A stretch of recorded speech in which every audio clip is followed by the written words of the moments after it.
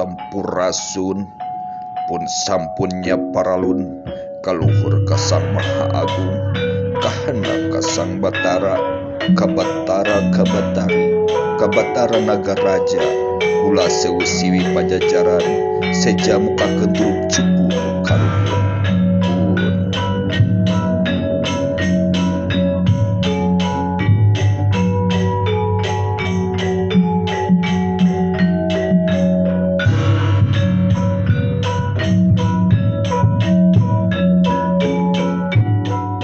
galur catur cara pantun cik tunda balikeun deui malah rambat caritana pinuju keur sugih mukti berat beunghar suka manah abdi-abdi senang ati nyaeta dalem panjalu keur ngaraos-raos galih lajeng bae miwarang hiji mantri nyaur patih utusan geus bral mangkat ka kapatihan geus nepi teu lila Den Patih jebul sarta kairing ku mantri lajeng bae ngadeuheusan nyembah hormat sarta taklim kieu mematak diogan putra rekaya badami Mang Patih menawa rempuk abdi sareng para mantri kumaha lamun miwarang karama nyuwunkeun idin rek ngutus sahiji jalma ka Jampang Kiai Buni Sakti maksud hayang bedah situ teu wani samemeh idin Den Patih cekat unjukan ulah panjang dipigalih rempag ngiring kadawuhan sakumaha karsa Gusti enggal bae lajeng nyaur kangaran Kiai Buni Sakti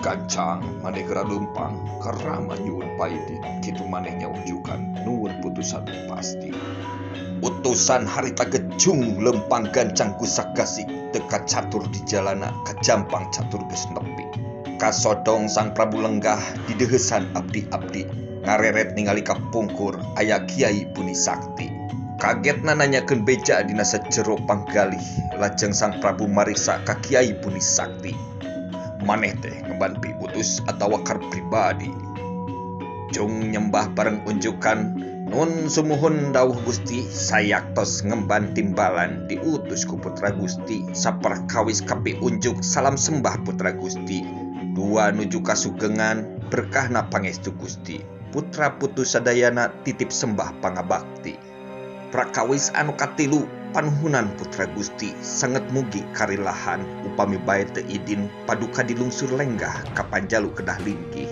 palai kersa bedah situ sareng rempag para abdi sakitu piunjuk putra dijeureuh beres salsih teu aya anu kaliwat sacatur Ki Buni Sakti dulur dalam baba diceritakan saat tampuk kekuasaan kerajaan dipegang oleh Prabu Anom Haryang Kuning yang merupakan putra tertua Prabu Sanghyang Borosngora yang sudah pindah tinggal di Jampang, berniat ngabadahkeun situ atau menguras telaga.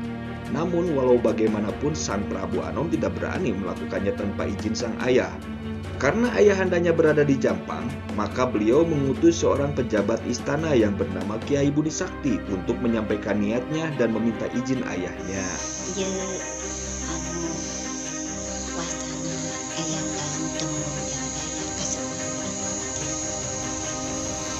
Itu Ibu Purnama Sakti.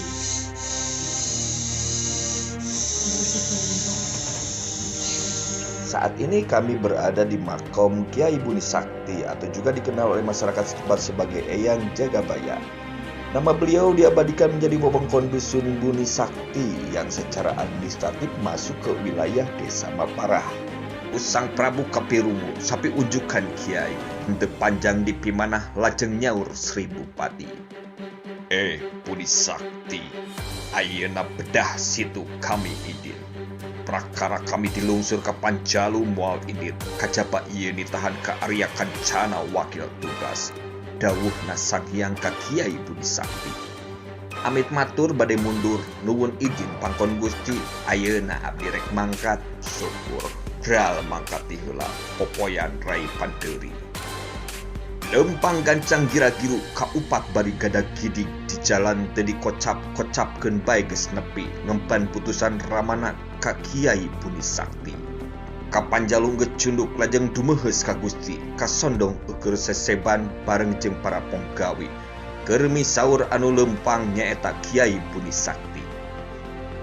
Geus kitu Kiai jebul kapayunan Seribu Pati Sang Prabu lajeng mariksa. Mana lila-lila teuing kukula di dago pisan Kumaha dawuh Rama Aki? Aki cung nyembah pi ujuk perkawisi tugas idin. Kadua Rama tetiasa ngejawi wakil karai. Raden Arya Kancana teu sareng masih panderi. Wawakas anu katilu geus henteu diwiri-wiri ka sakabeh kulawarga sarta para abdi leutik kajabagan sih pangdunga lahir tumakning batin. Dina geus kaburu waktu ngantosan Rai Tacan Sumping Situ Lengkong lajeng bedah lilana geus tilu peuting. Rame cekcok jalma lintar awewe laki nyiar. Karat bubu sareng susug pakakas parabot jalmi nya kitu deui laukna rea sarta teu kawincik nilem coreng cangjeng kancra batok hampal gede leutik. Rea warna rupa lauk poncel lele rea sami burame kulinya rea tawes berempanon deui teu kaserat sadayana sigeg nu kea resmi galih. Raden Arya Kuning emut ka omongan Kiai Buni Sakti. Rai teu diantos heula ieu aing kumaha teuing tangtu Rai sakit manah Aki papageun deui. Tunda catur anu nyusul sigeg lampah Buni Sakti ngocapkeun deui ka Jampang ngempelkeun ponggawa abdi nu baris ngaderek putra ka Panjalu jadi wakil. Den Arya lajeng disaur lajeng nimbalan sakali.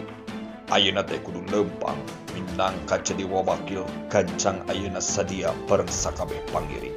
Jeung poma neng di ditu raka Rai mangkar rapi ulah rek nyen kacua pikacua di nu leutik. Sakitu weweli ama diregepkeun berang peuting. Raden Arya lajeng muncung pamit bade rek indit rek nyandak wadya bala bareng dua senopati jenenganana pun kodal kaduana deui. Harita angkatan geus jung hengkei ngalut anu ngiring teu kocap di jalana culuk catur geus sumping kana tempat patanahan tata eukeur baris lingkih. Pakeprukan nyeun saung pasanggerahan geus tarapti ngaguruh suara jalma cekcok jalma kuring leutik. Kocap rame ku suara mana nelah kakiwari cindang rame geus kamasyhur asal purwa eta tadi. Kerjaman Arya Kancana nalika angkat mampir lebah dinya reramean rame sora abdi-abdi. Oke, dulur-dulur, ini adalah wilayah Pasanggerahan yang menurut dalam Babad Panjalu diceritakan Eyang Haryan Kencana sampai di Panjalu. Dari sinilah melihat suasana di sekitar pedalaman. Ini dulu merupakan taman rumput, dulur-dulur, dan sekarang seiring zaman sudah berubah fungsi menjadi pusat pertokoan dan jajanan Panjalu. Saat ini wilayah Pasanggerahan masuk ke dusun Cukang Padung dan jaraknya sekitar kurang lebih 500 meter dari bibir air Situ Lengkong. Maka ini yang disebut dengan sindang rame, wallahu alam bisawab. Tapi melihat perkembangan zaman sekarang di sini sudah menjadi tempat yang sangat ramai, yang menjadi titik parkir peziarah ke Nusa Larang. Sini geugeun nu ngarungrung nu Pasanggerahan di pasir nyaritakeun anu mapag utusan Arya Kuning. Di jalan geus patepang dina Pasanggerahan tadi. Enggalna Kiai matur kanu sami keur linggih nu lenggah di Pasanggerahan. Atur pangapunten Gusti, diutus ku Tuang Raka Arya Kuning Bupati enggal dilunsur ka situ raka ngantosan dihilir sumangga ayeuna angkat sasarengan jempun Aki. Kodal-kodal geus sadia abdi-abdi sami ngiring di Pasanggerahan geus jung angkat terus pinggir cai. Di jalan teu sumpung simpang kajawi ningal nu nyair ningal polah popohonan nu kagungan teu dihiding. Geus henteu benang diharu kaus rusuh kuring-kuring tina ninggal lauk rea lepas ka isin karisi. Rea jalma ditaranjang teu eling bawani nyair. Patubruk parbut lauk rea nu muntel ka samping lantaran nu ditaranjang lain lantaran teu eling leungit ka era wiwirang jalanan parbut milih. Dulur-dulur, demikian setelah Prabu Anom Haryan Kuning menjabat sebagai raja kemudian berniat untuk menyurutkan Situ Lengkong atau dalam bahasa Sunda ngabedahkeun dan meminta kepada Kiai Buni Sakti untuk meminta izin kepada Prabu Boros-Ngora ke Jampang. Bagaimana kisah selanjutnya setelah Eyang Haryan Kencana datang, lalu terjadi salah paham di antara kakak beradik. kita ikuti episode berikutnya di Babad Panjalu episode keempat. Dari Pasarean Eyang Jagabaya, semoga bermanfaat. Mohon maaf atas kesalahan penyampaian. Wabillahi taufiq wal hidayah. Wassalamualaikum warahmatullahi wabarakatuh. Sampurasun. Ci, ini geulis sapoe. Anu sok dicanak ari nyangku. Hmm. Cai lagi.